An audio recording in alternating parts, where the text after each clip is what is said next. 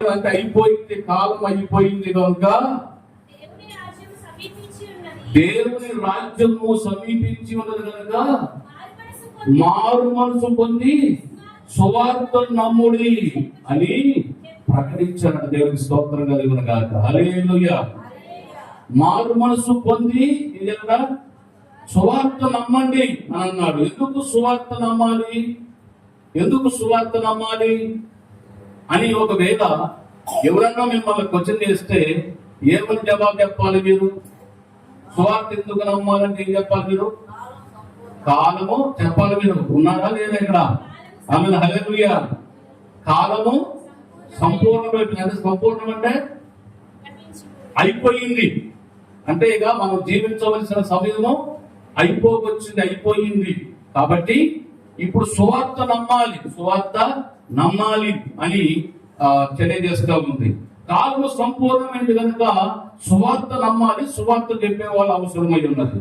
అలాగనే 13వ అధ్యాయం 10వ వచనంలో కూడా ఏమనుంటుందంటే, ఈ చెప్పబడిన సువార్తమానము ఇది దేవుడు ముందుగానే క్రీస్తు పూర్వంలోనే ముందుగానే ఇచ్చాడు. ఈ సువార్తమానాన్ని 10వ వచనంలో సకల జనులకు సువార్త ముందుగానే ప్రకటించబడవాలి. దేవునికి స్తోత్రం కలుగును. ఎందుకు?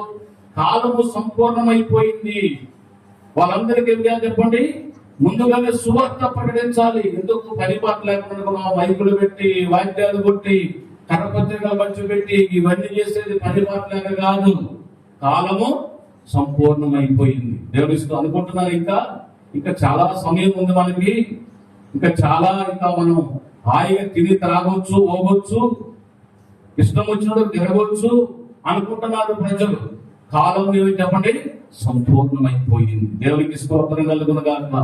ఇప్పుడు సువార్త ముయ్యబడే రోజులు వస్తున్నాయి. వచ్చాయి కూడా ఆల్రెడీ. దేవునికి స్తోత్రం కలుగును గాక. అక్కడక్కడ బైబుల్ తెరలు పెడతలేదా? అక్కడక్కడ మందిరాలు ధ్వంసం చేయట్లేదా? అక్కడక్కడ విశ్వాసుల సంఘాన్ని చిత్రహింసలు పెట్టట్లేదా? అక్కడక్కడ సువార్తికుల్ని కొట్టి చంపట్లేదా? సువార్త ముయ్యబడటానికి సిద్ధముగా ఉన్నది. దేవునికి స్తోత్రం కలుగును గాక. అంటే దేవుడి సువార్త ముయ్యబడుతుంది అని అంటే దేవుని రాకడ సమీపంగా ఉందని అర్థం. అందరూ సేవకులని, సంఘాలని అందరూ చిత్రహింసలు పెడితే సువార్త ఎక్కడో ప్రకటించే అవకాశం ఉండదు. సాతాను గాడు అంత్యక్రీస్తు పరిపాలన రాబోతుంది. దేవునికి మహిమ కలుగును గాక. ఏ పరిపాలన చెప్పండి? అంత్యక్రీస్తు పరిపాలన రాబోతుంది. భూమి మీదకి అంత్యక్రీస్తు పరిపాలన వచ్చిందంటే ఇప్పుడు మనకు ఆధార్ కార్డు ఎట్లా, రేషన్ కార్డు, రేషన్ షాప్ పోతే రేషన్ కార్డు, ఆధార్ కార్డు తీసుకపోతే ఏ దేనికైనా లింక్ ఉంది. ఆధార్ కార్డు బ్యాంకు కానీ ఇంకా దేనికైనా ఆధార్ కార్డు లింక్ ఉంది. ఆధార్ కార్డు ఒక నెంబర్ కొడితే మన చరిత్ర అంతా బయటపడుతుంది కదా. అలాగనే అంత్యక్రీస్తు భూమి మీద పరిపాలన చేస్తున్నప్పుడు 666 అనే ఒక నెంబర్ వస్తుంది. ఇది చెప్పండి, 666 అనే ఒక నెంబర్ వస్తుంది. ఆ నెంబరు మన చేతికి ఇవ్వరు. ఆ నెంబరు మన ఆధార్ కార్డు ఇచ్చినట్టుగా ఆధార్ కార్డు మీద ఉన్నట్టుగా ఉండదు నెంబరు. రేషన్ కార్డు మీద ఉన్నట్టు రేషన్ కార్డు నెంబర్ ఉండదు. 666 మొత్తం ఏంటంటే అది కుడి చేతి మీద ఉండాలి లేదా నొసట్న ఉండాలి. ఎక్కడ చెప్పండి? కుడి చేతి మీద ఈ నొసట్న 666 ముద్ర ఉంటది. ఆ కోడు మన నొసట్టు మీద వేస్తారు. మన నొసట్టు మీద అంటే మన యశ్వ్రభు నమ్ముకున్న నొసట్టు మీద కాదు. అంత్యక్రీస్తు నమ్ముకున్న వాళ్ళు, అంత్యక్రీస్తు ఎవరైతే వస్తారో ఆయన నమ్ముకున్న వాళ్ళ నొసట్టు మీద 666 అనే కోడు ఇక్కడ వేస్తారు. లేదా చేతి మీద కుడి చేతి మీద సాయిగా వేస్తారు. ఇక ఆధార్ కార్డుతో పని లేదు. ఈ 666 అనే కోడ్ ఉంటే సరిపోతుంది. నువ్వు అది పోగానే నీ నొసటి మీద పెట్టదట్లా పెట్టగానే వెంటనే అక్కడ నిజంగా నువ్వు అంత్యక్రీస్తు బిడ్డవా లేకపోతే యేసుక్రీస్తు బిడ్డవా అని అర్థమైపోతావు. యేసుక్రీస్తు నమ్ముతున్న వాళ్ళకేమో ఈ ముద్ర ఉండదు. యేసుక్రీస్తు నమ్మని వాళ్ళకి ఈ ముద్ర ఉంటుంది. యేసుక్రీస్తు నమ్మని వాళ్ళు మాత్రమే ఈ ముద్ర వేసుకుంటారు. వాళ్ళకు మాత్రమే అన్ని వస్తాయి. ఏంటంటే లోకంలో సంబంధించిన మొత్తం ఏవైతే మనం ఇప్పుడు అనుభవిస్తున్నామో అవన్నీ 666 అనే ముద్ర ఉన్న వాళ్ళకి మాత్రమే వర్తిస్తుంది. ఆ ముద్ర ఎవరికైతే ఉండదో నీకు రైట్స్ ఉండవు. కిరాణా దగ్గరికి పోతే నీకు కిరాణం ఇవ్వరు. నీకు మంచినీళ్ళ దగ్గర పోతే మంచినీళ్ళు కొనుక్కోవడానికి అవకాశం ఉండదు. బట్టల షాపుకు పోతే నీకు బట్టలు కొనుక్కోవడానికి బట్టలు ఇవ్వరు. అంటే దేనికి పోయినా ఆ ముద్ర లేకోకుండా గవర్నమెంట్ కి సంబంధించి ఏది లేకపోయినా, ఏది కావాలన్నా అది లేకపోతే నీకు గవర్నమెంట్ నుంచి నీకు ఏమి రావు. ఆమె హల్లెలూయా. ఇప్పుడు ఎట్లయినా మరి అట్లయితే అదే పరీక్ష. దాంట్లో నెగ్గిన వారు మధ్యాకాశంలోనికి ఎత్తబడతారు. దేవునికి స్తోత్రం. హల్లెలూయా. ఈ ముద్రలలో ఎవరైతే క్రీస్తుని అంగీకరించిన వారు ఎవరైతే ఉంటారో ఆ శ్రమలో గుండా వెళ్ళకోకుండా దేవుడు ఏం చేస్తాడంటే ముందుగానే వారిని తీసుకొని ఆయన మధ్యాకాశంలోకి వెళ్ళిపోతారు. ఈ వీటితో రేషన్ బియ్యంతో మనకు పని లేదు, వాటితో పని లేదు, అందరూ ఎత్తబడతారు. అప్పటికల్లా ఇక ఎడవబడిన వారికి కొంత ఉంటుంది శ్రమ. దేవునికి స్తోత్రం కలుగును గాక. ఎడవబడిన వారికి శ్రమ ఉంటుంది. అందుకనే సర్వలోకానికి స్వార్థ ముందుగానే ప్రకటించబడింది. ఎందుకంటే లోకంలో ఎంత రాజ్యం అంత సంపూర్ణమైపోయిందండి. ఎంత సంపూర్ణమైపోయిందంట ఇక దేవుడు రాబోతుంది కనుక ఇప్పుడంతా సువార్త అందరికి అందించబడాలి. 666 ముద్ర రాబోతుంది కనుక దేవునికి స్తోత్రం కలుగును. హల్లెలూయా. దాని ముద్ర ఎన్ని దొరకట్లేదని చెప్పేసి ఆ ముద్ర ఎంచుకునే వాళ్ళు ఎక్కువ మంది వాళ్ళే ఉంటారు. ఈ సమయంలో ఎన్ని రేసులు ఎన్ని రావాలి కదా, వీటన్నిటికీ ఎన్ని దొరకట్లేదు, పోయిందిలే, చనిపోయినప్పుడు మన ఆత్మ ఎడిపోయినా బాగలేదు, ముందు బతకడానికి ఇది కావాలి కదా అని చెప్పేసి ఏం చేస్తారంటే ఈ ముద్ర ఎంచుకుంటారు. అందరూ ఎంచుకోరా. అరే మన ఊర్లో బొడ్రా ఎత్తు నిలబెడుతున్నాం అంటే 1000 రూపాయలు ఇవ్వదు కరెంటు కట్టంటే ఏమంటాం? అమ్మా ఉన్నాడా లేదు ఇక్కడ? హల్లెలూయా. నీ కరెంట్ కట్ట అయిపోతుంది, నీకు వాటర్ రాదు, నీకు అది రాదంటేనే ఖచ్చితంగా 1000 రూపాయలు కట్టేస్తాం. ఆబ్జేయవాదులని బయలుస్తారు అట్లా. కానీ అప్పట్లో అంత్యక్రీస్తు వచ్చినప్పుడు ఖచ్చితంగా ఆగిపోతుంది. ఇప్పుడు ఆపు చేయడం సంగతి తెలుసు కూడా మనం కడుతున్నాం, ఎందుకంటే భయపడుతున్నాం. అంటే అసలు ఆపు చేయడానికి అవకాశం వాళ్ళకి రైట్స్ లేకపోతే బెదిరిస్తుంటే కడుతున్నాం అంటే నిజంగా అప్పుడు రైట్స్ ఉంటే వాళ్ళకి ఆపు చేయడానికి అప్పుడు ఇంకెంత ముద్ర ఎంచుకోరు, తగ్గట్టుగా ఎంచుకుంటారు. దేవునికి స్తోత్రం కలుగుతుంది. హల్లెలూయా. అందుకనే అలాంటి పరిస్థితి రాకూడదని సర్వలోకానికి చెప్పండి సువార్త ప్రకటించాలి. 16వ అధ్యాయం 15వ వచనం, 15వ వచనం, మార్కు సువార్త 15వ వచనంలో ఏమని ఉంటుందంటే 15, 16, 17 వరకు, మరియు మీరు సర్వలోకమునకు వెళ్ళి సర్వ సృష్టికి సువార్త ప్రకటించుడి. నమ్మి బాప్తిసం పొందిన వాడు రక్షించబడును, నమ్మని వారికి శిక్ష విధించబడును. నమ్మిన వారి వలన ఈ సూచక్రియలు కనబడును. ఏమనగా నా నామమున దయ్యములు ఎల్లగొట్టుదురు, కొత్త భాషలు మాట్లాడతారు. దేవునికి స్తోత్రం కలుగును గాక.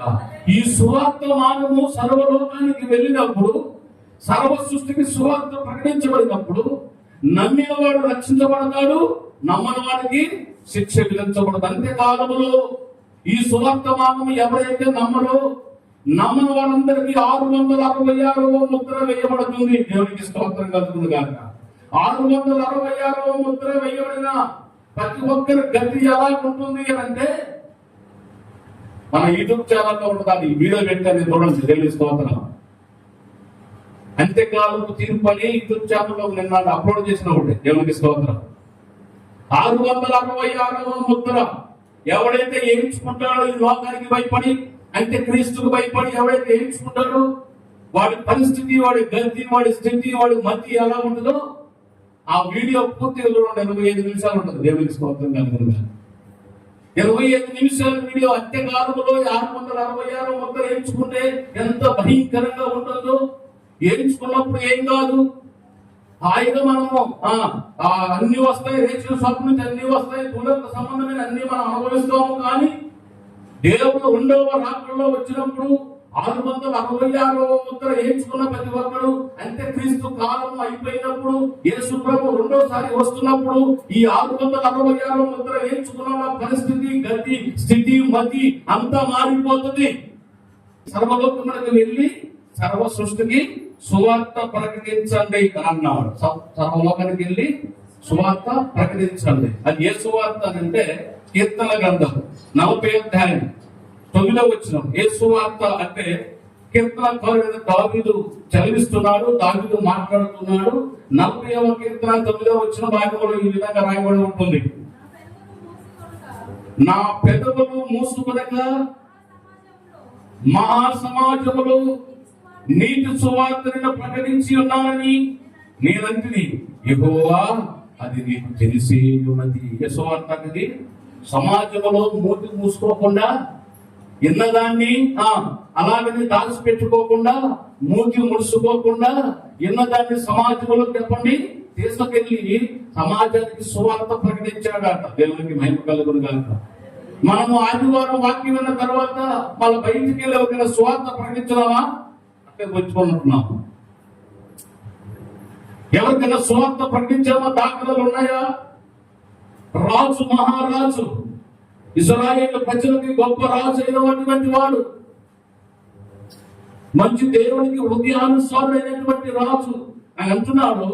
నేను నా పెదవులు మూసుకునగా సమాజంలోకి వెళ్ళి నీతి సువార్తను ప్రకటించాను. నీకు తెలుసు కదా ప్రభువా, ప్రభువునే రుజువుగా పెట్టాడు. దేవునికి మహిమ కలుగును గాక. నేను నీతి సువార్తను ప్రకటించాలని తెలుసు కదా. మొదటిదేమో సర్వలోకానికి సువార్త ప్రకటించాలి. ఆ సువార్త ఎలాంటిది ఉండాలి? రెండోది నీతి సువార్త. ఏ సువార్త చెప్పండి? నీతి సువార్త. రెండో సువార్త చెప్పండి? నీతి సువార్త. మూడవ సువార్త మత్తయి సువార్త. మూడవ సువార్త మత్తయి సువార్త. చదవండి. దేవునికి స్తోత్రం. మత్తయి సువార్త 11వ అధ్యాయం 5వ వచనం. 11వ అధ్యాయం 5వ వచనం. గుడ్డివారు చూపు పొందుచున్నారు, కుంటివారు నడుచుచున్నారు, కుష్ఠరోగులు శుద్ధులవుచున్నారు, చెట్టివారు నిలుచున్నారు, చనిపోయిన వారు లేపబడుచున్నారు, పేదలకు సువార్త ప్రకటించబడుచున్నది. మూడో సువార్త చెప్పండి. పేదలకు సువార్త. మనం వారి దళితులే వాళ్ళ దగ్గర పోయిన ఒకటే, తప్పుపోయిన ఒకటే అనుకోవడానికి లేదు. మంచి వాళ్ళ మీద సూర్యుడు ఉదయిస్తున్నాడు, చెడ్డ వాళ్ళ మీద సూర్యుడు ఉదయిస్తున్నాడు. మంచి వాళ్ళ మీద వర్షం కురుస్తుంది, చెడ్డ వాళ్ళ మీద వర్షం కురుస్తుంది, పేదవాళ్ళ మీద వర్షం కురుస్తుంది, దళితుల మీద వర్షం కురుస్తుంది. అందుకనే మన వంతుగా మనం చేయవలసింది పేదలకు సువార్త మనము అందించబడాలి, సువార్త ప్రకటించబడాలి పేదలకు. దేవునికి మహిమ కలుగును గాక. ఇంకోటి 4వ సువార్త మనం చెప్తాం. లూకా సువార్త. 4వ సువార్త లూకా సువార్త 4వ అధ్యాయం 18వ వచనం. ప్రభువు ఆత్మ నా మీద ఉన్నది, పేదలకు సువార్త ప్రకటించుటకై ఆయన నన్ను అభిషేకించును, చెరలో ఉన్న వారికి విడుదలను, గుడ్డి వారికి చూపును కలుగునని ప్రకటించుటకు.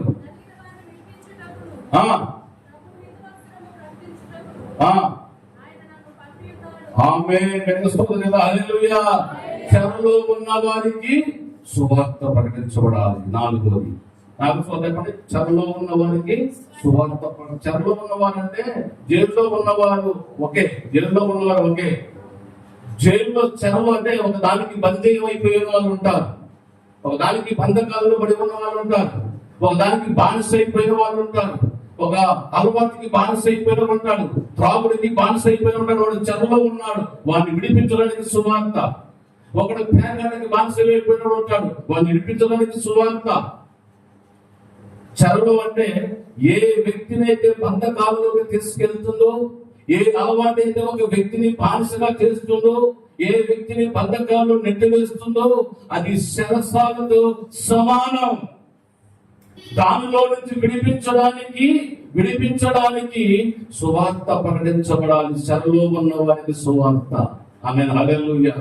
శరసాలలో ఉన్న వారికి సువార్త, బంధించబడిన వారికి సువార్త. ఏ బంధకాల్లో ఉన్నారో, వ్యభిచారం అనే బంధకమా, త్రాగుడనే బంధకమా, తిరుగుడనే బంధకమా, లేకపోతే జూదం అనే బంధకమా, ఏ దురు అలవాట్లో పడిపోయిన బంధకాలలో మునిగిపోయి ఉన్నారో వాళ్ళందరికీ సర్వలోక సువార్తమానము అందించబడాలి. అదే నీతి సువార్త. ఆమెను చెప్పండి, లేదని చెప్పండి. మీరు అలాగే పోతుంది సంగతులు దిగిరా అన్నట్టు ముందు మీరు చూసే విధానం. ఆమె హల్లెలూయా, హల్లెలూయా. ఉరుకులేదు పొరుకులేదు. కోమాలో ఉన్నాడు, అక్కడ కోమాలో ఉన్నాడు. గురుకుంటుందా పలుకుంటుందా? సూర్యుడితో కూర్చున్నాడు అట్నే ఉంటాడు, పిలుసులో కూర్చున్నాడు అట్నే ఉంటాడు. నేను సీరియస్ గా హల్లెలూయా అన్నాను, అట్నే ఉంటున్నారు. ఉరుకులేదు పొరుకులేదు. ఆమె హల్లెలూయా. అమ్మా అప్పుడప్పుడు హల్లెలూయా అంటే కొద్దిగా అవయవాలన్నీ కొంచెం కదులుతాయి. నాలుగు కొద్దిగా సాధకమైతుంది. దేవునికి స్తోత్రం కలుగును గాక. ఆమె అప్పుడప్పుడు ఉత్సాహం వచ్చింది. నేనన్నప్పుడు అర్థం కాదు. మీకు నచ్చినప్పుడు అనాలా, మీకు ఉత్సాహం వచ్చినప్పుడు అనాలా, మీకు సంతోషం ఉన్నప్పుడు అనాలా, మీకు ఆనందం ఉన్నప్పుడు అనాలా. ఎప్పుడు ఆనందం ఉన్నప్పుడు అట్లే మార్చుకుని, సంతోషం ఉన్నప్పుడు అలానే మార్చుకుని, సంతోషానికి దుఃఖానికి తేడా తెలియట్లే. ఆమె సంతోషం ఎప్పుడు ఉంటున్నారు, ఎప్పుడు దుఃఖంటున్నారు అర్థం కావట్లే. కాస్త చర్చిలో ఉన్నప్పుడన్నా ఇంటికాడ దుఃఖాన్ని ఇంటికాడ వదిలిపెట్టి ఎక్కడ కొంత పనులన్నీ క్లియర్ కొద్దిగా తెరపై కనపడతాయి. దేవుడికి స్తోత్రం. హల్లెలూయా, హల్లెలూయా. చెరలో ఉన్న వారికి సువార్త అందించబడాలి. ఏ బంధకాలలో చిక్కుబడి ఉన్నారో, ఏ బంధకాలలో వాళ్ళు చిత్రహింసలు పడుతున్నారో, ఆ బంధకాలలో ఉన్న వారికి సువార్త ప్రకటించవలసిన బాధ్యత, సువార్త ప్రకటించవలసిన బాధ్యత, భారము నా మీద మోపబడి ఉంది. అంతా నాకెళ్ళి చూపిస్తారా? నీ మీదనే మోపబడిందని. ఇప్పుడు చెప్పండి, ఒకవేళ చెప్పండి. సువార్త ప్రకటించవలసిన భారము నా మీద మోపబడి ఉంది. చెప్పుకోండి, ఒకరు చెప్పుకోండి. ఒక చెయ్యి గుండె మీద, ఒక చెయ్యి సెకండ్ ఇచ్చుకోవాలా? చెప్పండి. సువార్త ప్రకటించవలసిన భారం నా మీద మోపబడి ఉంది. దేవుడికి మహిమ కలుగుతుంది. మీకు దృష్టాంతం కలుగునట్లుగా, మీ మనోనేత్రులు తెరవనట్లుగా ఒక యథార్థమైన గాథ, యథార్థమైన సంఘట మీ ముందర ఉంచుతున్నాను. మీ అందరికంటే అయోగ్యురాలైన ఒక వ్యక్తి గురించి మీతో మాట్లాడబోతున్నాను ఈరోజు. దేవుని స్తోత్రం కలుగును గాక. మీ అందరికంటే అయోగ్యురాలైనది, మీ అందరికంటే జ్ఞానము లేనిది ఒక వ్యక్తి గురించి మీకు నేను చెప్పాలని ఎందుకో పరిశుద్ధ ఆత్మదేవుడు ప్రేరేపిస్తూ ఉన్నాడు. శ్రీకాకుళం జిల్లాలో పాస్టర్ ఆయన ఒక కాడ మీటింగ్కి వెళ్ళారంట. అంటే ఆయన నేను వాక్యం విన్నాను కాబట్టి ఆయన చెప్పిన సాక్షి చెప్తున్నాను మీకు. నేను పోయి చూసింది కాదు, నేను అట్టగా అనుకోలేదు. మీరు పోయొచ్చారనే గారని కాదు, నేను పోలేదు. అందులో ఇంతే నేను చెప్తున్నాను మీకు. అంటే మీకు కొంచెం దృష్టాంతం కలుగుతుందేమోనని. సువార్త ప్రకటించే విషయం మీద నేను మాట్లాడుతున్నాను ఈ మాట. ఆయన ఒక దగ్గర స్పీకర్ గా పిలిచాడండి. దైవజనుడిని వాక్యం అయిపోయింది. ఒక తల్లి ఆమెకు చర్చికి వెళ్తుందామా, ఆమె ఏదో చర్చికి వెళ్తుందామా, ఆ సువార్త కోడికలకి ఆమె వచ్చిందంట. వచ్చి జాగ్రత్త కింద మీకు సువార్త ప్రకటించిన కోడికలు అయిపోయిన తర్వాత ఆ పాస్టర్ గారిని తీసుకొని ఆ ఒక్కట పోలా మళ్ళా తెలియగలుగుతారు చెప్పినగా మనం అయితే చెప్పకుండా పోతాం. ఎరుపోవాలన్నా అట్లా పోలే. పాస్టర్ గారిని చెప్పి, అయ్యా స్వామి గారితో ఆ బాబుతో నేను మాట్లాడాలని అక్కడ తీసుకెళ్ళండి అన్నదా.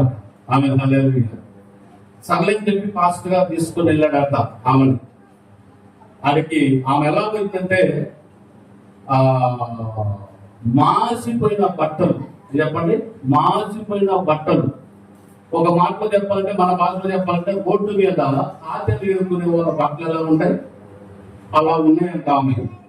తర్వాత ఆమె సంఖ్యలో ఒక బ్యాగ్ ఉందంట, చేతిలో ఒక బ్యాగ్ ఉందంట. ఆ బ్యాగ్ కూడా ఒక పక్క జిప్పు పేలిపోయి, ఒక పక్క దానికి బటన్స్ పోయి, ఆ బ్యాగ్ కూడా ఎక్కడో చెత్త కుప్పలో దొరికిన బ్యాగ్ లాగా ఉందంట.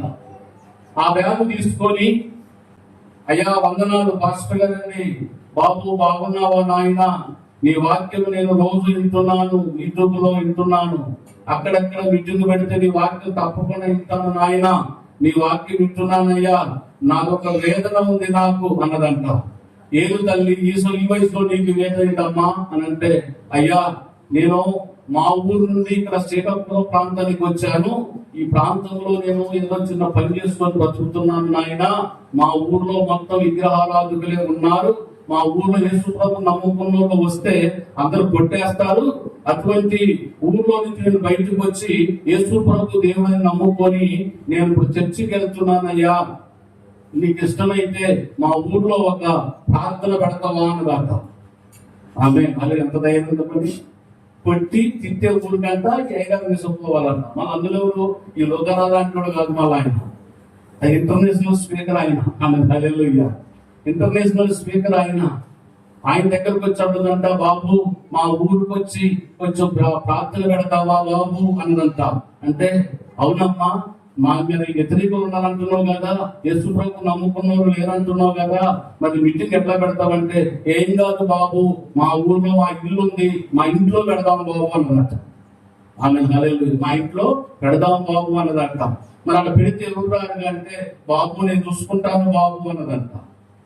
నేను అందరికి చెప్తాను బాబు, మా ఊర్లో నీళ్ళు చెప్తాను బాబు, నేను మా ఊర్లో అంతా రక్షించబడాలి బాబు, నేను ఒక్కదాన్ని రక్షించబడటం కాదు, మా ఊరంతా రక్షించబడాలి బాబు, నువ్వు తప్పకుండా రావాలి బాబు అన్నదంట. బతిలాడుతుందంట, ఇచ్చిపెట్టలేదంట. ఆమె చూస్తేనేమో చాలా అందహీనంగా ఉంది, వికారంగా ఉంది, బట్టలు మార్చిపోయి ఉన్నాయి. ఏమైనా ఏమనుకుంటున్నాడు, ఏమైనా సరదా కట్టున్నట్టుందని ఈయన అనుకుంటున్నాడు.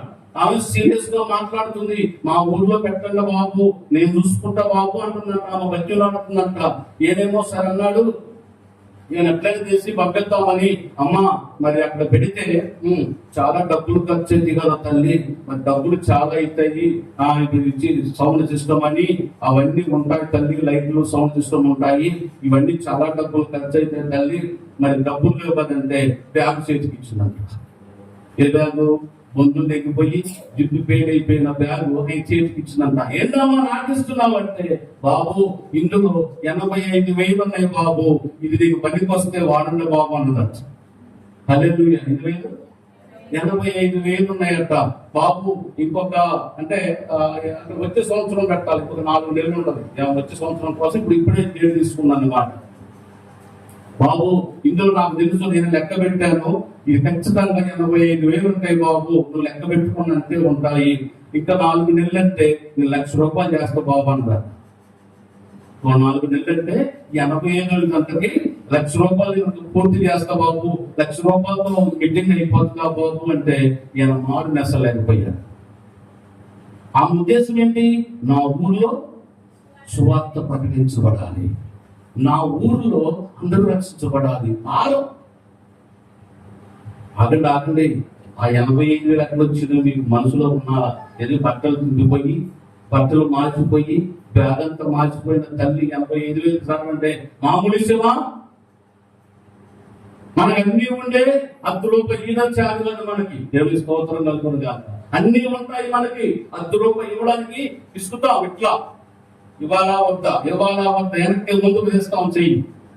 85,000 మార్చిన బట్టలు వేసుకొని తీసుకొచ్చిన తల్లి సేవకుడి చేతిలో పెడితే కళ్ళంతా నీళ్లు పెట్టాడట. ఆమె హల్లెలూయా. మామూలు సేవ అంటే 85,000 అంటే సేవకు కళ్ళంతా నీళ్లు పెట్టాడట. ఏంటి ఉన్న భారం ఏంటి? ఏమింత భారం ఏంటి అసలు?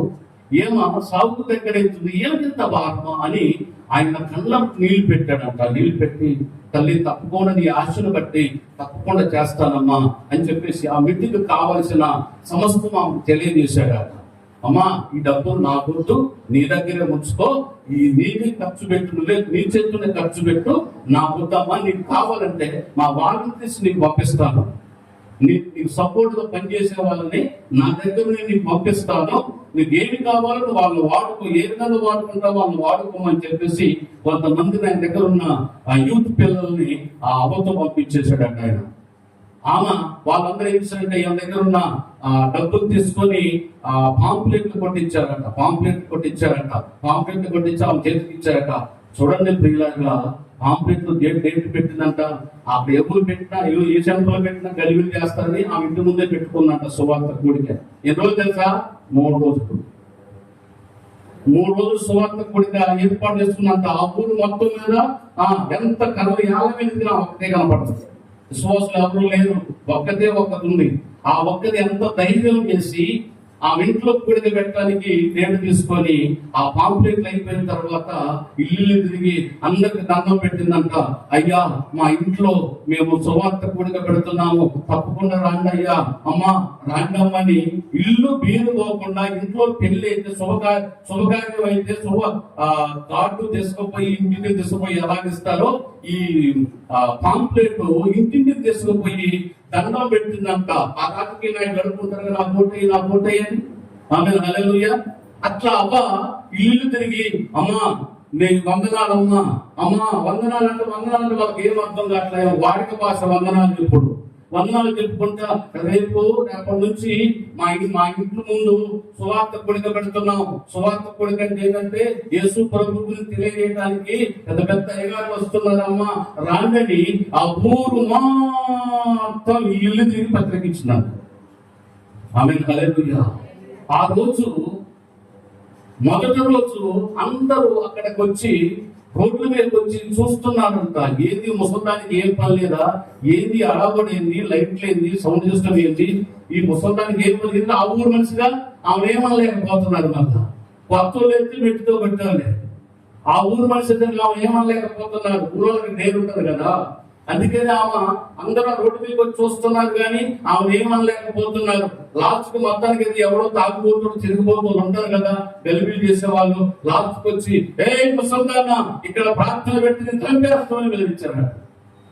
ప్రార్థన పెడితే చంపేస్తామని సికాపు చేశారట. సికాపు చేస్తే ఈ దైవజనుడు కూర్చోబెట్టి, అమ్మా ఇప్పుడు ఏం చేస్తావు మరి నీవు, ఇక్కడ కూర్చోవడానికి ఎవరు రావట్లేదు, ఇంటానికి ఎవరు రావట్లేదు, ఎవరు రాకపోయినా నువ్వు ఒక్కదాన్ని కూర్చోని చెబుదామని అంటే మైకులని పలకొడుతున్నారు, సిగాపు చేస్తున్నారు కదా, ఏం చేద్దామమ్మా అని అంటే, అయ్యా ఇంకొక చోటకు మారుతాం, ఈ ప్లేస్ మారుతాం అన్నదా. తీసుకుపోయి విడిచిపెట్టట్లేదు, మైకు పలకొడుతున్నా విడిచిపెట్టట్లేదు. అయ్యా నీకు ఇష్టమైతే ఊరు చివర పెడతామన్నదా. ఊరికి అంత దూరం అంటే మైక్ డిస్టర్బ్ అవుతుందని చెప్తున్నా కదా, అందరు డిస్టర్బ్ అవుతుందని గొడవ చేశారు కదా. మైకులు వినరాకుండా ఊరికి అంత దూరం తీసుకుపోయి టెంట్లు వేసేసి అక్కడ లైట్లు పెట్టేసి ఆ మీటింగ్ పెట్టడానికి స్థలం సిద్ధపరిచిందంట. మళ్ళా సాయంత్రం మళ్ళా ఈ ఉదయం సాయంత్రం మీటింగ్ జరుగుతుంది. ఉదయం పూట మళ్ళా ఇల్లు తిరిగిందంట. ఇల్లు తిరిగి ఏమంటున్నాను తెలుసా, అమ్మా మీకు వందనాలమ్మా, ఈ రోజు రేపు ఎవ్వరూ మీ ఇంట్లో అగ్ని తీయొద్దన్నమాట. ఈ రోజు రేపు ఎవరు మీ ఇంట్లో పొయ్యి ఎలియొద్దమ్మా, అన్ని భోజనాలుగా ఊరి చివరిలో ఏర్పాటు చేశాను, అందరూ ఆడికే రావాలి, పిల్ల మేక అందరూ కలిసి అక్కడికే రావాలి మీరు భోజనానికి. ఈ రోజు ఉదయం పూట టిఫిన్ ఉంటుంది, మీకు మధ్యాహ్నం భోజనం ఉంటది, రాత్రి కూడా భోజనం ఉంటది. మీ ఇంట్లో అసలు పొయ్యే ఎలియొద్దన్నమాట. ఉన్నారా లేదు ఇక్కడ? హల్లెలూయా. పొయ్యే ఎదిగియద్దు మీరు. ఇల్లు తిరిగి, మరి ఆ ఊళ్ళో 200 ఓట్లు ఉన్నాయో తెలియదు కానీ ఇల్లు తిరిగి మీ అందరికీ భోజనాలు అక్కడే ఉన్నాయని పొద్దునే టైం చెప్పినాక, ఈ టయానికి రాని మీకు టిఫిన్ ఉంటుంది. టిఫిన్కి వచ్చారంట, ఒక గంట సేపు వాక్యం చెప్పారంట. ఆమె హల్లెలూయా. టిఫిన్ తిన్న తర్వాత మళ్ళీ ఇక్కడ లంచ్ తయారు చేస్తున్నారు. మధ్యాహ్నం మళ్ళా కూర్చోబెట్టిందంట. వాళ్ళందరినీ కూర్చోబెట్టి అందరినీ పిల్లల మొత్తం కూర్చోబెట్టింది రాత్రి బాగులు. దేవునికి స్తోత్రం కలుగుతుంది కదా. ఇంటి పోతే వండుకోవాలి, మరి తీత కుదరదని బొమ్మలు పెడితే అందరూ వచ్చి అట్లనే ఆలోచన చేసింది. మొత్తం భోజనాలు తయారు చేసి పెట్టినాక, ఉదయం టిఫిన్ పెట్టినాక, కాసేపు వాక్యం చెప్పించినాక, మళ్ళీ మధ్యాహ్నం భోజనాలు తయారైన మళ్ళీ వాక్యం చెప్పించినాక వీళ్ళందరూ అవకాశం కూర్చొని ఎంతున్నారు వాక్యం. ఆమె హల్లెలూయా. ఎంత తెలివండి. మీకు ముందే చెప్పిన మనంత జ్ఞానవంతురాలు కాదు, మనంత శుద్ధిగా ఉన్నాము కాదు, మనంత తెలివి ఎదిగినాము కాదు. ముందే చెప్పారు కదా, ఏమన్నా ఆలోచన చూశారా? అందరికి భోజనాలు అని చెప్పి మొత్తం తిరిగి ఇల్లు తిరిగి అన్నం పెట్టి అందరూ రమ్మని చెప్పినాక ఊరు మొత్తం ఎదురొచ్చారట. ఆమె తల్లి దేనికోసం? భోజనం కోసం. భోజనం పెడుతున్నట్టు ఇది ముసలిది. ఊర్లో అయితే మనం పెట్టినట్లు కానీ ఊరు బయట పెట్టింది ముసలిది. మనకెందుకు పోయి భోజనం తిరుగుతాం పని అని చెప్పేసి అందరూ భోజనం చేయడానికి ఆడోళ్ళు మగోళ్ళు పిల్ల జల్ల ముసలా ముసల మొత్తం పోయారంట. అక్కడికి పోయి కూర్చోబెట్టినాక సువార్త ప్రకటిస్తుంటే సువార్త 2 రోజులు 3 రోజులు సువార్త ప్రకటించారంట. అయిపోయిందంట. అయిపోయిన తర్వాత ఈ ఫ్యాన్ తీసుకొని ఆ ఊర్లో ఆరోగ్య డాక్టర్ అంట ఉన్నటువంటి పరిశుభ్రం అంట. ఆయన ఒక్కడే ఆ ఊర్లో ఆర్ఎంపీ డాక్టర్ ఆయన నెంబర్ తీసుకొని మాట్లాడి ఆయన ఉన్న దగ్గరికి వెళ్ళిపోయాడు. ఆయన వెళ్ళిపోయి, పాస్టర్ గారండి మీరు 3 రోజులు పెట్టిన ఆ మీటింగ్ లో మేము ఫస్ట్ రోజు సిగాలు చేసాము, కానీ 2వ రోజు ఆ పుస్తకాన్ని పట్టుదల చూసిన తర్వాత మీరు మాట్లాడుతుంటే మీరు ఆ యేసుప్రభు గురించి బాగా మీరు ప్రకటిస్తా ఉంటే ఎందుకో నాకు తెలియదు, మా ఊళ్ళంతా చాలా మంది ఆశ్చర్యంగా చూశారు. అందరికి ఎలా తెలియదు నాకు తెలియదు, కానీ నాకు మాత్రానికి ఆ యేసుని నమ్ముకోవాలని ఆశ కలుగుతుంది. పాస్టర్ గారండి నన్ను ఏం చేయమంటారు ఇప్పుడు అన్నాడంట. ఆమె హల్లెలూయా. నన్ను ఏం చేయమంటారయ్యా ఇప్పుడు? మీకు ఇష్టమైతే మా ఇల్లు ప్రతి వారు ప్రార్థన పెట్టడానికి మా ఇల్లు మీకు ఇస్తా. నేను ఏదే ఊళ్ళో ఉంటున్నాను, మా ఇల్లు అలాగే ఖాళీగా ఉంటుంది. పాస్టర్ గారండి మీకు ఇష్టమైతే మా ఇంట్లో ప్రతి వారం వచ్చి మా ఇంట్లో ప్రార్థన పెట్టండి అయ్యా అన్నాడట. పెద్దగా సంపాదన అనుకున్నా. ఆమె హల్లెలూయా. డాక్టర్ గారండి మా ఇల్లు పూర్తి మీ సేవకి ఇచ్చేస్తాను అయ్యారండి, మీరు ఎన్ని రోజులైనా పెట్టుకోండి అయ్యారండి, మీరు ఇందులో ఇక్కడ ప్రార్థన పెట్టండి వారు నాలా అందరూ నమ్ముకుంటారని చెప్పేసి ఈ ముసలిది దాదాపు ₹1,00,000 ఖర్చు పెట్టింది. ₹1,00,000 ఖర్చు పెట్టి ఎంతమంది రక్షించబడ్డారు? అయ్యో చెప్పండి, మీరే చూపియండి అమ్మలాగా. ఆమె హల్లెలూయా. ₹1,00,000 ఖర్చు పెట్టి వారం 10 రోజులు విరామం లేకుండా తిరిగి ఇల్లు తిరిగి దండాలు పెట్టి దశకాలు పెట్టి ఎంతో ప్రయాసపడి 3 రోజులు కూటమి ఏర్పాటు చేస్తే 3 రోజులు వాక్యం వినిపిస్తే ఎంతమంది రక్షించబడ్డారంట? ఒక్కళ్ళు మార్చబడ్డారు. ఆమె హల్లెలూయా. అందుకనే బైబిల్లో లూకా సువార్తలో ఉన్నది, మారు మనసు అక్కరలేని 99 నీతిమంతుల కంటే మారు మనసు పొందిన ఒక పాపి విషయమే పరలోక రాజ్యంలో గొప్ప సంతోషం ఉంటుంది అని బైబిల్లో రాయబడి ఉంది. ఆమె హల్లెలూయా. ఈ ₹1,00,000 ఖర్చు పెట్టి వారం 10 రోజులు త్యాగం చేసి ప్రయాసపడి ఎంతో భారంతో స్వార్థ కూడికలు పెడితే ఒక్క వ్యక్తి రక్షించబడిందంట. ఎంతనే ఈ పాస్టర్ గారు అన్నాడట ముసలమ్మతోని పిలిపించి, అమ్మా ఒక వ్యక్తి డాక్టర్ గారంట మరి ఆయన యేసు ప్రభువుని అంగీకరించాడు. ఈ 3 రోజుల సువార్త కూడికలో మరి ఆయన వారం పెట్టమని వాళ్ళ ఇంటికానే వాక్యం చెప్పమంటున్నాడు. ఆ ఇల్లు ఖాళీ ఉంటుందంటమ్మా, వారం పెట్టమంటున్నాడు. ఆయన యేసు ప్రభువుని అంగీకరిస్తాడంట. ఏంటమ్మా అంటే, అయ్యా నేను దండం పెడతా, నా ప్రయాస వ్యర్థం కాలేదు. ఒక్కరు నమ్ముకున్నాను చాలనుకున్నాను. ఇన్ని రోజులు నేను ఒక్కదాన్నే ఉన్నాను నా ఊళ్ళో. ఇన్ని రోజులు నన్ను అందరూ హీనంగా చూస్తున్నారు. యేసు ప్రభు దేవుని అందరూ నన్ను ఎలాగో ఎగతాళి చేస్తున్నారు. ఆ ఒక్కరు నమ్ముకున్నాడు, నాకు చాలయ్యా, ఆ ఒక్కరు చాలయ్యా, నా ప్రయాసంతో వ్యర్థం ఏమి కాలేదు, ఆ ఒక్కరు నమ్ముకున్న చాలు అని ఆ గంతులు పెడుతూ సంతోషంతో ఏడుస్తుందంట. వెంటనే ఒక పాస్టర్ గారిని రెడీ చేసాడు అయ్యగారు. అయ్యా మళ్ళా అయ్యా నీకు ఇష్టమైతే మా ఊర్లో నా ఇల్లు కాక కొంత 10 సెంట్లు భూమి ఉందయ్యా నాకు, అందులో మీరు చర్చి కడతారా అన్నదట. ఏం త్యాగం అండి, ఏం త్యాగం అండి. నిజంగా మనకి బుద్ధి రావాలి, మనకి జ్ఞానోదయం కలగాలి. ఇది అబద్ధం కాదు. ఆయన యూట్యూబ్ ఛానల్ చర్చి కనపడుతుంది, నేను చెప్పిన సాక్ష్యం కనపడుతుంది అందులో. ఇది యథార్థం కాక ఇది ఏమి త్యాగం అండి. ₹1,00,000 పెట్టి ఈ పాస్టర్ గారు అనుకున్న ఆసక్తిని బట్టి, అమ్మా నేను చూసుకుంటలేదు ఆ నిలబడి అనవచ్చు.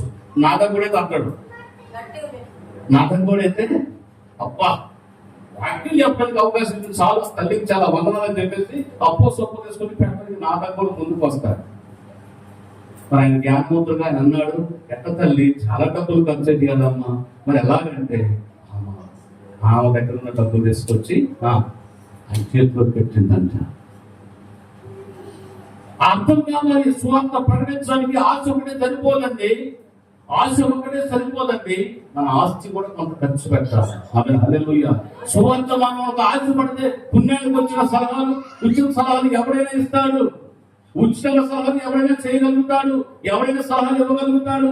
మన ఆశకు తగ్గట్టుగా మనం ఆస్తి కొంతైనా ఖర్చు పెట్టగలిగే ఆ ధైర్యం మనలో ఉంటే కొన్ని ఆత్మలుగా రక్షించబడతాయి. 10 రోజుల ప్రయాస, ₹1,00,000 ఖర్చుతో ఒక్క వ్యక్తి రక్షించబడ్డాడు. ఆ గ్రామం మొత్తం మీద ఆ ఒక్క వ్యక్తి రక్షించబడితేనే ఈ అవగలిగినంత ఆనందం కలిగిపోయింది. వాళ్ళకి వెంటనే హృదయం తెరవబడింది, చెక్కలాగా హృదయం తెరవబడింది. ఒక్క మాటతో చెక్కి తెరవబడినట్టుగా హృదయం తెరవబడింది ఆమెకి. అయ్యా, నీకు ఇష్టమైతే మా ఊర్లో 10 సెంట్లు భూమి ఉంది, ఆ 10 సెంట్లు యేసు ప్రభువుకి రాసిస్తాను, యేసు ప్రభువుకి ఇస్తాను. మా ఊరు రక్షించబడాలి. ఒక మా ఊరు డాక్టర్ గారే కాదు, అందరూ రక్షించబడాలయ్యా. అందరూ రక్షించబడాలంటే వారు మా ఊర్లో ప్రార్థన జరగాలి.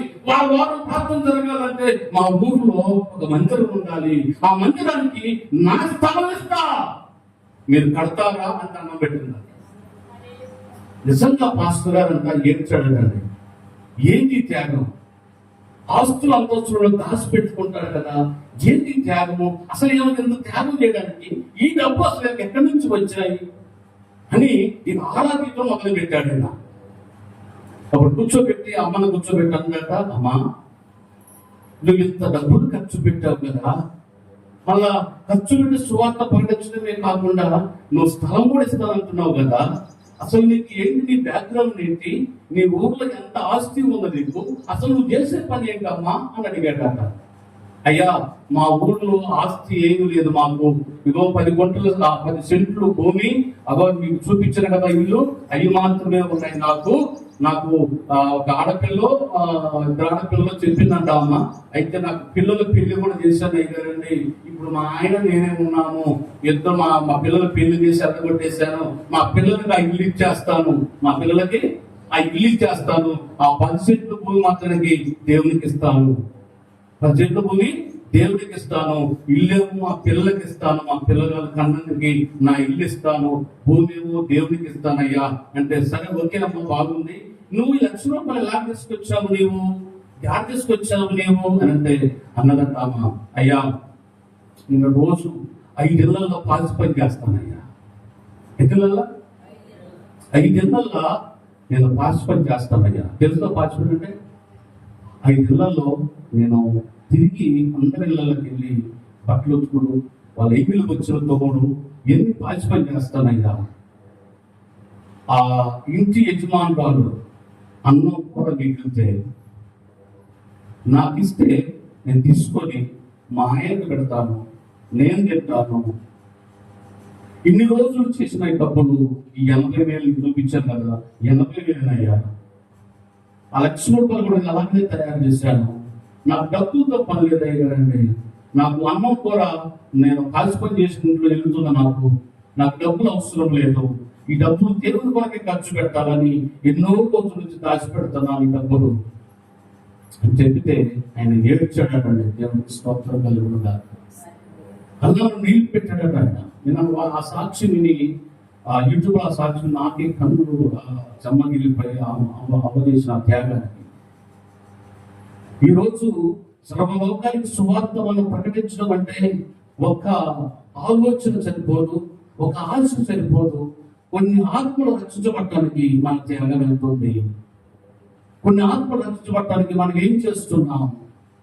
ఒక 5 ఇళ్లలో కాల్చి పని, రోజు 5 ఇళ్లలో కాల్చి పని చేసే ఒక మాసిపోయిన బట్టలు వేసుకున్న తల్లి ఒక ఊరు కోసం అంత త్యాగం చేస్తుంటే, కాల్చి పని చేసి డబ్బులు సంపాదించే ఆ వ్యక్తి దేవుని పని కొరకు, సువార్త పని కొరకు అంత త్యాగం చేసి తన ఊరు రక్షించబడటానికి అంతగా తపన పడుతుంటే మరి మనకెంత ఉండాలా?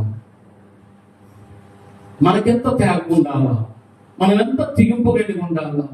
ఎందుకు మనము దేవుని పని అంటే ఎందుకు తీస్తున్నాం? ఎందుకు దేవుని పని అంటే వెనకాడుతున్నాం? ఎందుకు దేవుని పని అంటే వెనక్కి తిరిగి చూస్తున్నాం? ఎందుకు వెనక్కి తిరిగి చూస్తున్నాం? ఎందుకు మనకు ఆశీర్వాదాలు రావట్లేదు? ఎందుకు మనం ఇంకా ఎక్కడ వేసిన పొంగడి అక్కడే ఉన్నదంటే ఇంకా మనము అలాగే బిగబట్టి ఉంటున్నాం. ఆమె హల్లెలూయా. ఇంకా చెప్పండి, బిగబట్టి ఉంటున్నాం.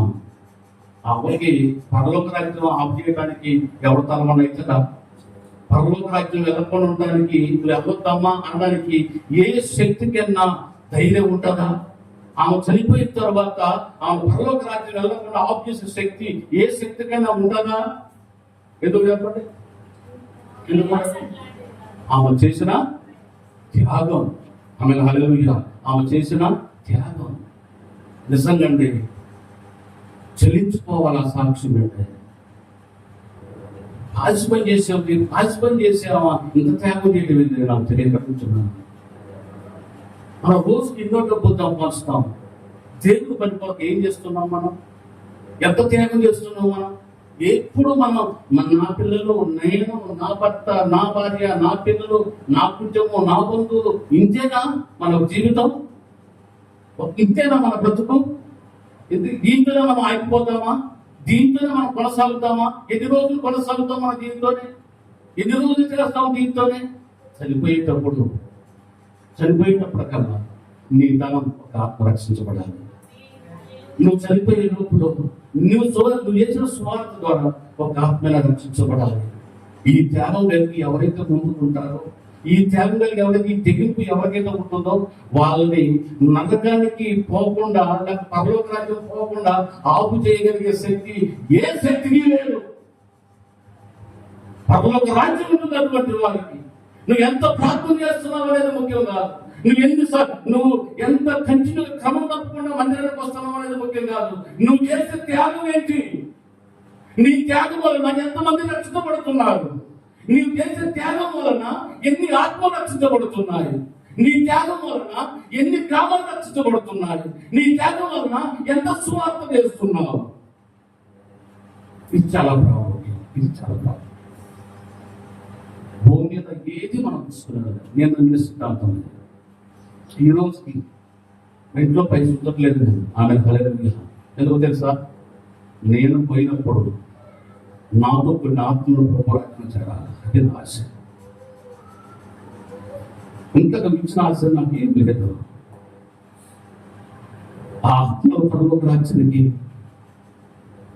ఆ ఆత్మల పరలోక రాజ్యం చేర్చబడడానికి సర్వం, నా బలం, ధనం, జ్ఞానం సమస్తం నా ప్రభు కొరకు ఖర్చు పెడతానికి 2003 సంవత్సరంలో సమర్పణ చేసుకుని 2005 సంవత్సరంలో విశాలపట్న గ్రామానికి వచ్చాను. ఆ రోజు నుంచి ఈ రోజు వరకు ఆత్మరక్షణ కొరకే ఎన్నో సువార్త సభలు మైకుకి, నా బండికి మైక్ కట్టుకొని తిరిగిన రోజులు ఉన్నాయి. మీరు చూసారో చూడలేదో? ఇది బేరం చేసుకోవడానికి మైక్లో కట్టుకొని వస్తారు, చూసారా? అట్లా నా బండికి రింగ్ ఉంటుంది. నా బండికి చూడండి, ఇంజన్ దగ్గర ఉంటుంది, రింగ్ కూడా ఉంటుంది. ఆ మైకులు ఇవి గల్లీలో పెట్టి ఆ మైకులు అలానే ఉంటాయి. చిన్న మైకులు, తెల్ల మైకులు. ఈ బంపర్కి ఒకటి, ఈ బంపర్కి ఒకటి, 2 వైపులు 2 కట్టి దానికి ఒక చిన్న యాంపుల్ వేరు ఉంటుంది. ఆ యాంపుల్ వేరు బాగా తాటలో పెట్టుకోండి. ఇప్పుడు ఆ చిన్న యాంపుల్ వేరు బండిని పెట్టాలని తీసుకొచ్చాను. యాంపుల్ వేరు అది కట్టుకొని నేను వెళ్తుంటే ఎవరైనా పోగానే వెంటనే దానికోసం ప్రత్యేకంగా నేను స్టూడియోకి వెళ్ళి ఒక సువార్త ఎలా ప్రకటిస్తానో మళ్ళీ సెంటర్లో ఆగి అలాంటి సువార్తను ప్రకటించి ఒక రికార్డింగ్ సెంటర్కి వెళ్ళి రికార్డు చేసి ఆ సిప్పు తీసుకొచ్చి దాంట్లోకి వచ్చి ఊరు ముందు బాగానే పాటలు కాదు పెట్టింది.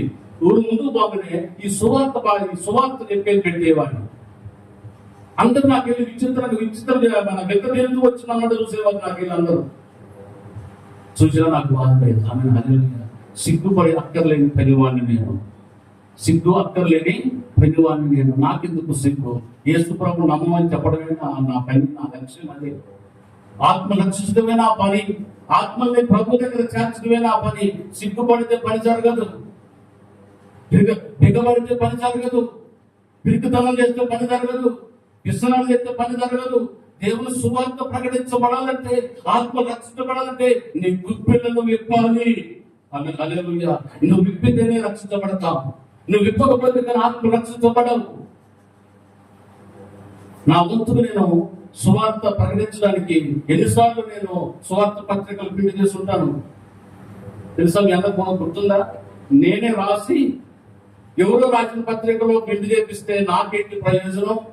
ఎవరో రాసిన వాళ్ళ కేవలం వాళ్ళకు ఉంది, వాళ్ళ దర్శనం వాళ్ళకు ఉంది.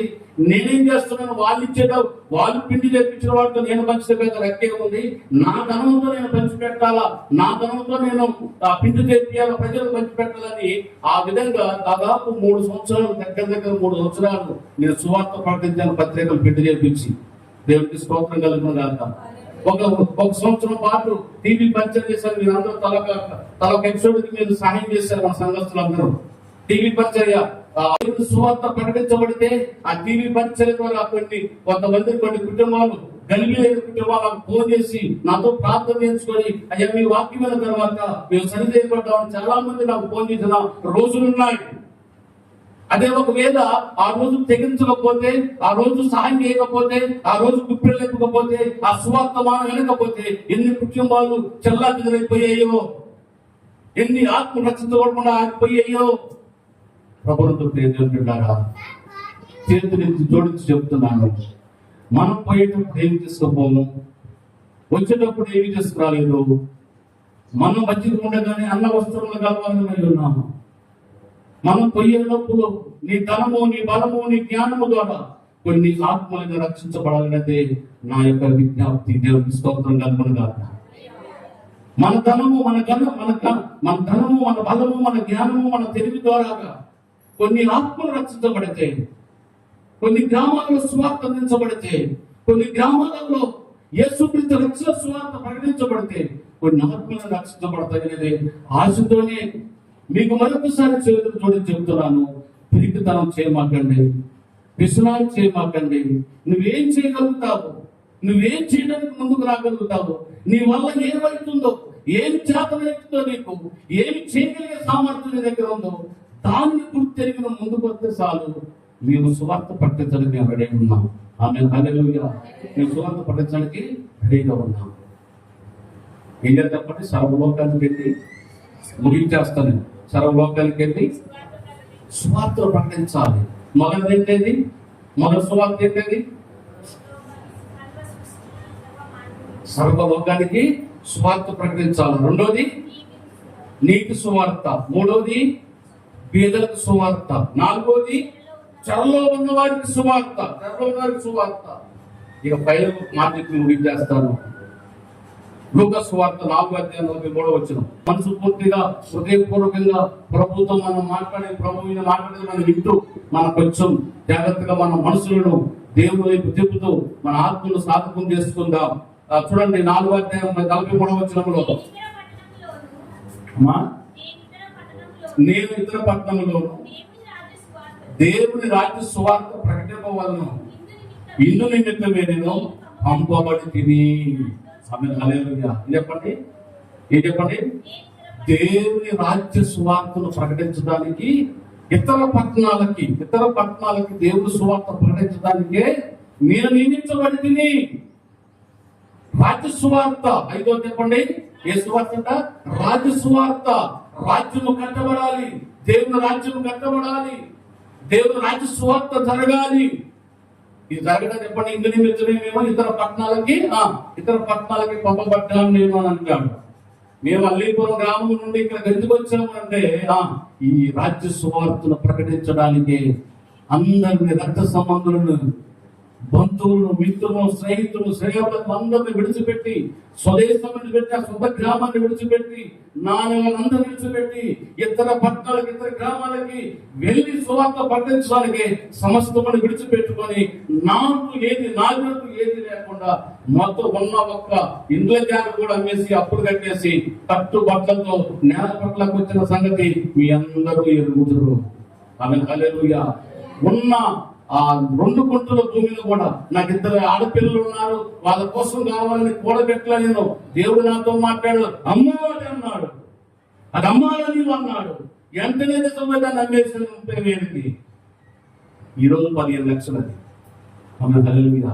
నేను 30,000కి అమ్మిన 2 గుంటల ప్లాట్ ఈరోజు 15 లక్షలు, 20 లక్షలు చెప్తుంది. ఆ 2 గుంటల ప్లాట్. అదే ఒకవేళ నేను దాచిపెట్టుకుని కూడబెట్టుకుంటే నా పిల్లలు రాణిలాగా బతుకుతారు ఈరోజు. ఆమె హల్లెలూయా. అవునంటారా కాదంటారా? సత్యమా కాదా? అమ్మలు కూడా చూసారు, మా ఇల్లు చూసారు కదా, మా ఇల్లు 2 గుంటల ఫ్లాట్. కార్పొరేషన్ లో ఉంది, ఇప్పుడు ఖమ్మం కార్పొరేషన్ లో ఉంది. అదే నా పిల్లలకు ముందు నేను ఉంచినట్లయితే కూడబెట్టుకోవాలని కనుక ఆశ కలిగి ఉంచినట్లయితే ఈ రోజు నా పిల్లలు రాజ్యాలను బ్రతికే వాళ్ళు, ఒకరికి ఎదురు చూడాల్సిన అవసరం ఉండదు.